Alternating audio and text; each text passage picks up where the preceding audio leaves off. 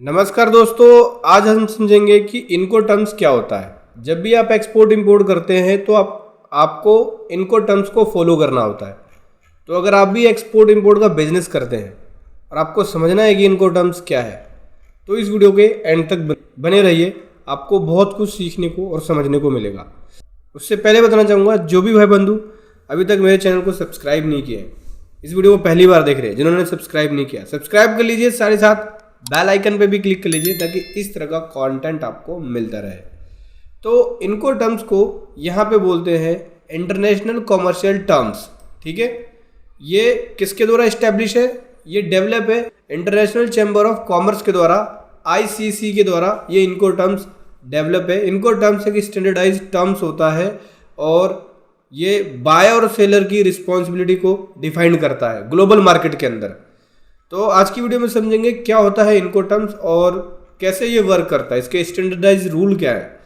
तो चलिए समझेंगे। देखो, इनकोटर्म्स का बेनिफिट्स क्या है और क्यों बनाया जाता है। तो इनकोटर्म्स गुड्स की डिलीवरी के लिए होता है, रिस्क ट्रांसफर के लिए होता है, कोस्ट के लिए होता है, कस्टम फॉर्मेलिटीज के लिए होता है। इनकोटर्म्स इसलिए यहाँ पे डेवलप किया जाता है। इनकोटर्म्स कौन कौन से हैं और किस किस टाइप के इनकोटर्म्स यूज होते हैं, तो चलिए समझेंगे। जो अभी कॉमनली इनकोटर्म्स यूज होता है, जैसे पहला है EXW, जिसको एक्स वर्क भी बोलते हैं। यहाँ पे सेलर की रिस्पॉन्सिबिलिटी क्या होती है कि सेलर अवेलेबल कराए गुड्स कहाँ पे?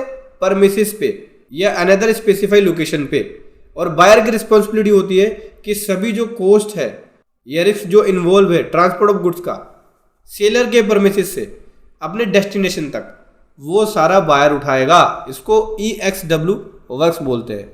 दूसरा होता है free on board. Free on board में सेलर की रिस्पॉन्सिबिलिटी होती है कि जो गुड्स का बोर्ड शिप है, पोर्ट ऑफ शिपमेंट, वहां तक वो गुड्स को पहुंचा दे। जहाँ भी उसको गुड्स को डिलीवर करना है उसके पोर्ट तक पहुंचा दे कि भाई यहाँ से आगे दूसरी जगह जाना है। जैसे मान के चलिए, अगर आप इंडिया में है, आपको यूएसए भेजना है, तो इंडिया के पोर्ट तक जाएगा, माल लोड होकर चला जाएगा, फिर यूएसए के पोर्ट पे जाकर उतरेगा माल। ठीक है, तो जहाँ से माल उतरेगा जहाज से, जहाँ पे जहाज पे माल लोडेड है, उसके बाद से बायर की रिस्पॉन्सिबिलिटी होती है। वो बायर वहां से गुड्स को क्लियर कराएगा, जिसको बोलते हैं फ्री ऑन बोर्ड। इसको FOB बोलते हैं। FOB ज्यादातर एक्सपोर्ट के अंदर यूज होता है और ये बहुत ही मोस्ट पॉपुलर इनकोटर्म्स है, FOB। अगला आता है CIF, cost insurance and freight.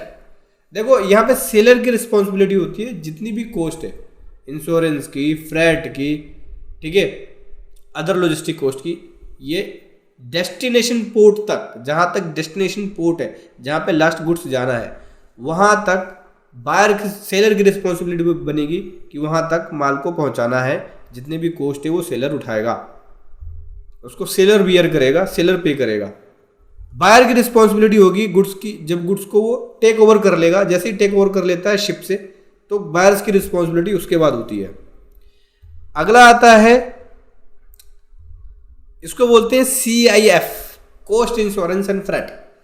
अगला आता है DAP, डेप्थ। इसको बोलते हैं डिलीवरी एट प्लेस।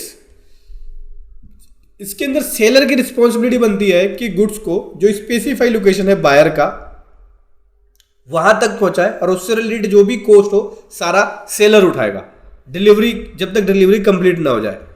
और बायर की रिस्पॉन्सिबिलिटी तब बनेगी जब वो फाइनल गुड्स डिलीवर हो जाएगा। उसके बाद जो इंपोर्ट ड्यूटी वगैरह बनती है वो बायर की रिस्पॉन्सिबिलिटी बनेगी। ठीक है, इसको बोलते हैं DAP, डिलीवरी एट प्लेस। तो ये थे इनकोटर्म्स।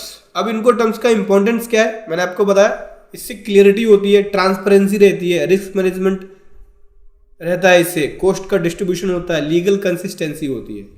तो इंपॉर्टेंस ये है इनकोटर्म्स का। तो जब भी आप इंटरनेशनल ट्रेड करें तो आपको सही से इनकोटर्म्स को सेलेक्ट करना है।